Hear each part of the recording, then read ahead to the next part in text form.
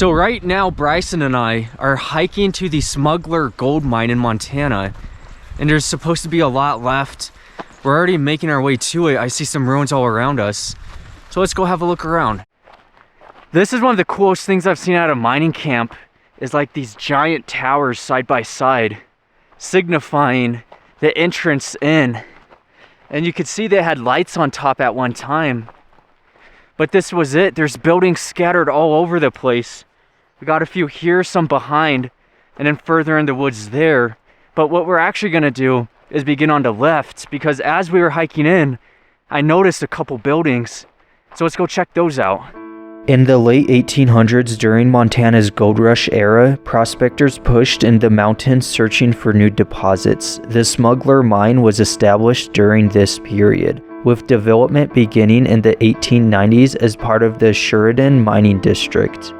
It was a small underground gold mine, with miners silver and copper also present.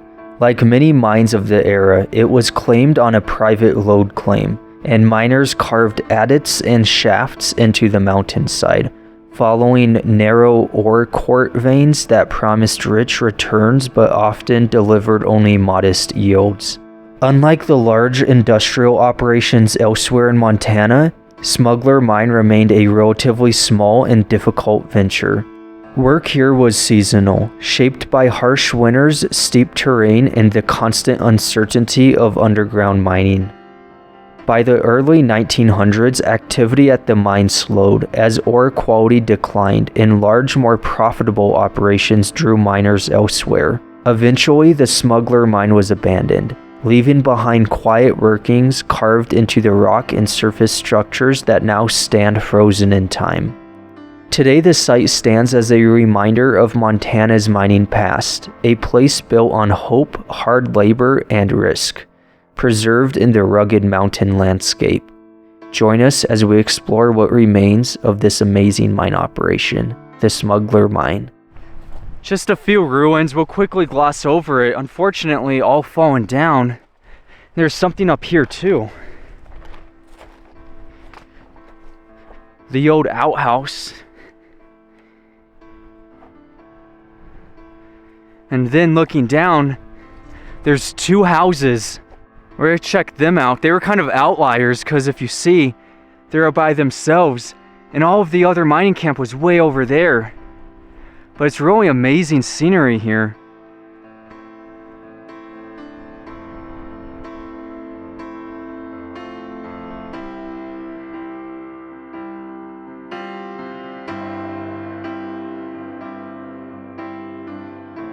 It's interesting to see all the different colors, the different paint.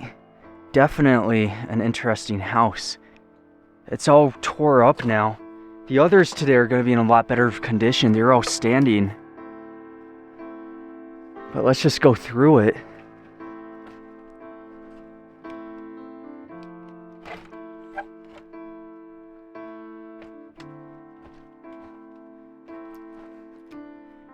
Yeah, it's all tore up. That was the back door. Looks like the bedroom.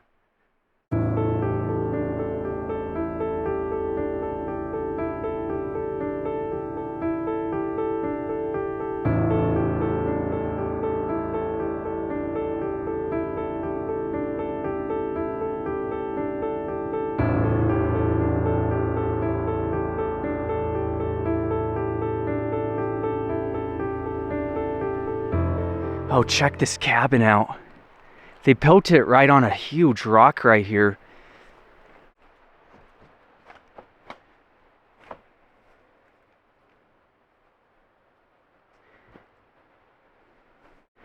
You just have the old bed spring and then a couch. Now this is interesting. It's like a crawl space. Oh, no way. Stairs that go down. Oh, there's even a boot. I bet you that was like a deep storage or cold food storage room.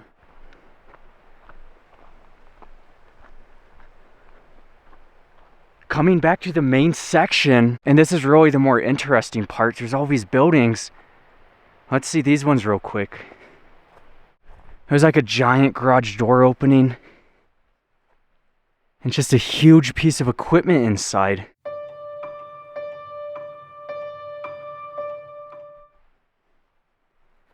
And then veering off is another equipment building.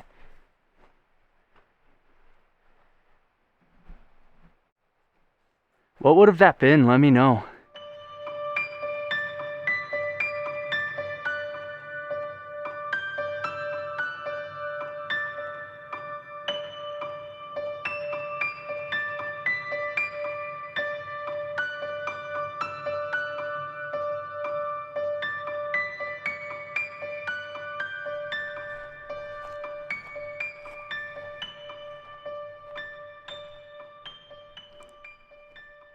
Everything's just super overgrown, so you just got to get around it to even have a look in.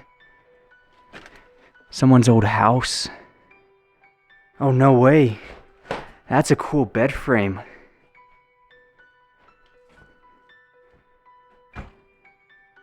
And it's all emptied out. You know, here's the kitchen, kind of like the living area.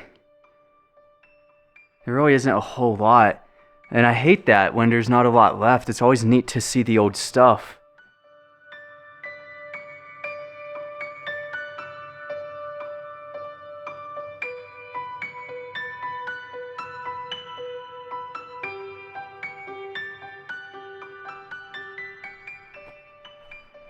And then right beside the house was this storage room. A couple mine sampling boxes and just some piping. I like the look of this building, however, there's the two chimneys side by side like that. So there's a couple sections of mines. The more modern ones are going to be tucked over there, we'll have to see. But then tucked away in these trees were the original mines that really established this camp. Now we're approaching the older mines. This was the old workshop and assay office. The mines themselves are all gone.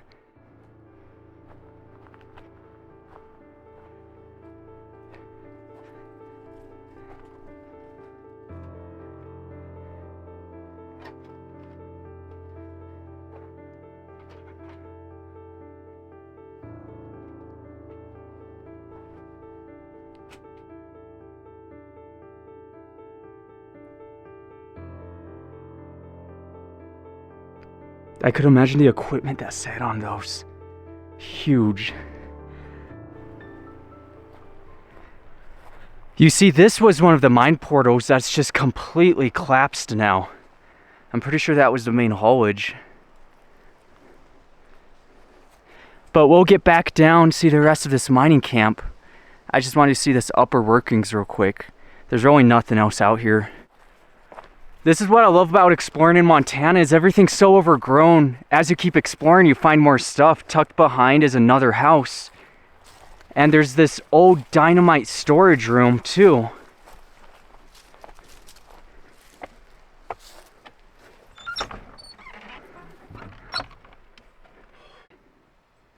So that's the dynamite storage room. It makes sense why they would have built it by a rock. You know, if it goes off or something. Yeah. It's protected.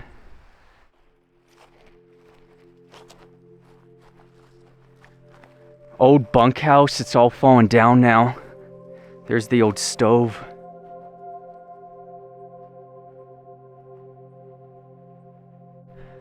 Directly adjacent is another bunkhouse. This one would have been huge.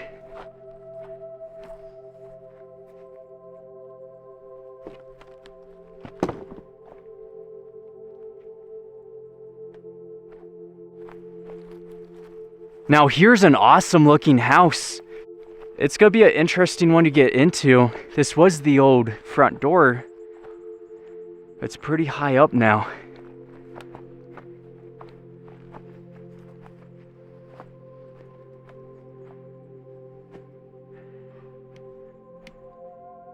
Yeah, that's definitely an easier entrance.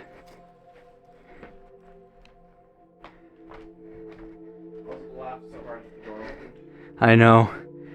It's just an old bunkhouse, same as the others, except this one's actually standing. Probably has a kitchen here. What's trippy is, look how these shelving are going off to the side.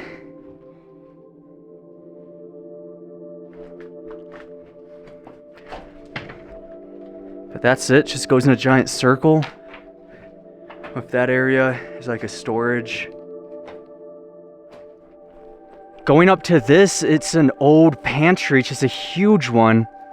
And that makes me think, with all that kitchen equipment, with the size of this place, you know, there's one bunkhouse there, another one, even more houses.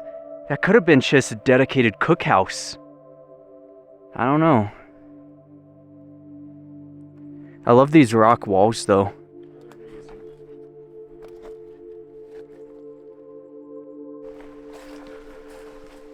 More bushwhacking because there is another cabin. It's tucked behind all these trees.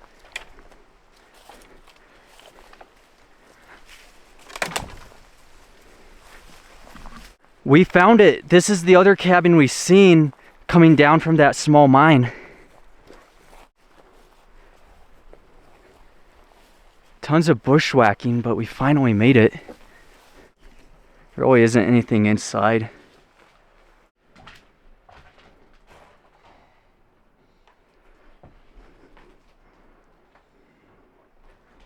Other than the cooktop, everything else is taken out. Well, just look at the electrical work too.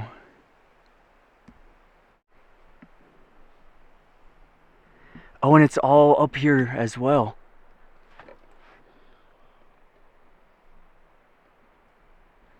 It goes down. Where does it go? I have nothing. It just stops right Yeah, there. kind of grounds out.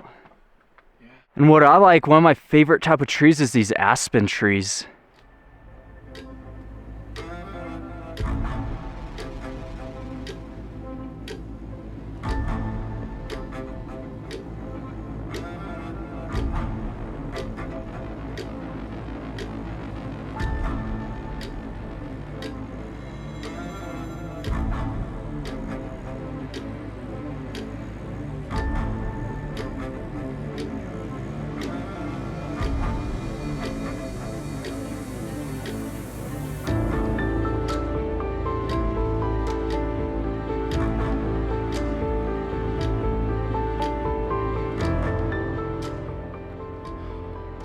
This is the coolest place though, definitely worth coming up.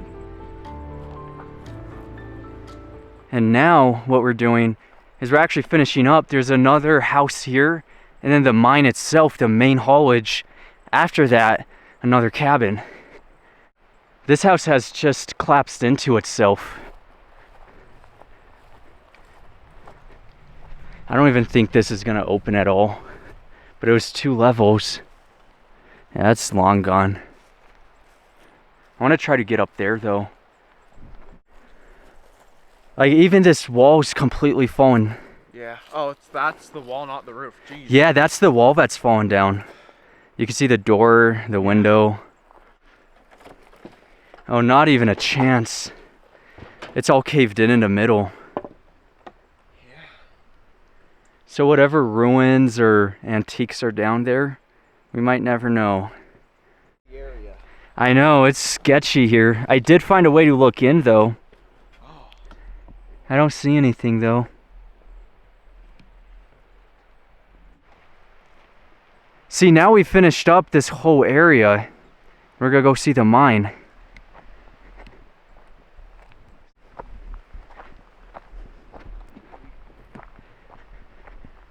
This is just insane. It is all flooded. There's no way.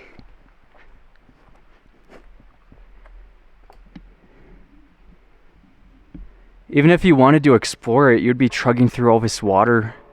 I've done it, but I think this one's just gonna be the type where it gets deeper and deeper as you go on. It's neat though.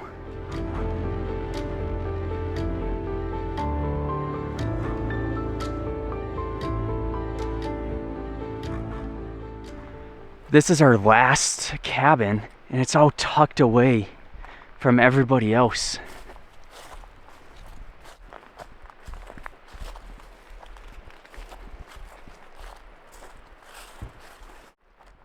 The door looks all locked up. We could look through the window. Oh, it's super cool in here. This place is in great condition. You can make it into a volunteer cabin. That would be awesome.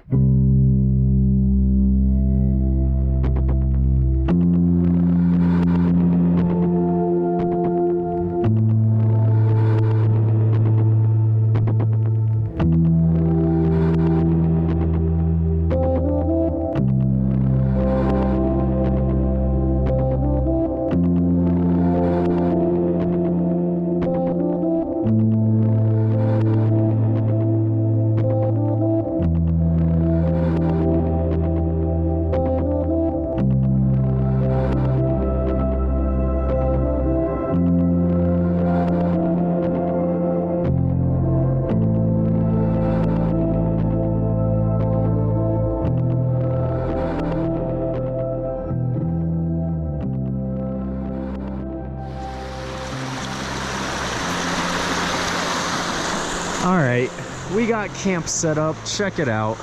Bringing campground of the year, all pushed back in this one spot.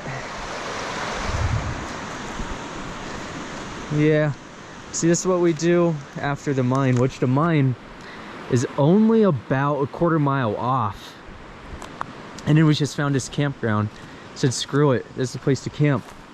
Got the tent. Got Mr. Bryson. What's up? That's my spot and Lee's spot. He always tries to take my spot, so I usually end up sleeping on the ground. Yeah. It's life. Hell yeah. Fun stuff. What's up, Lee?